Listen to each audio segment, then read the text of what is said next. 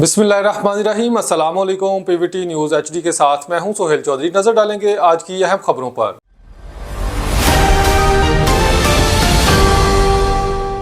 मुल्क के दीगर इलाकों की तरह हारूनाबाद में भी मौसम सरमा का सीजन शुरू होते ही समुद्री और दरियाई प्रोटीन की कीमतों में नुमाया इजाफा नोट किया गया। देखने में आ रहा है कि गुज़श्ता साल की निस्बत मुख्तलिफ अक़साम की मछलियाँ महंगी हो गई हैं।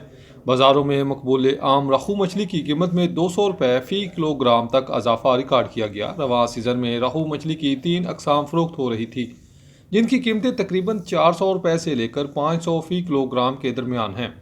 माही फरोशों के मुताबिक दर्जा अव्वल प्रीमियम क्वालिटी की रहू मछली 700 रुपये फ़ी किलोग्राम तक फ़रोख्त की जा रही है, जो गुज़श्ता बरस की निस्बत काबिल ज़िक्र इजाफा है।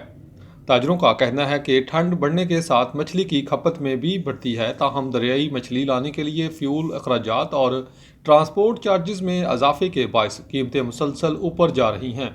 जबकि शहरियों का कहना है कि दीगर अशिया खुर्दोनोश की तरह मछली की कीमतें भी हमारी पहुंच से दूर हैं।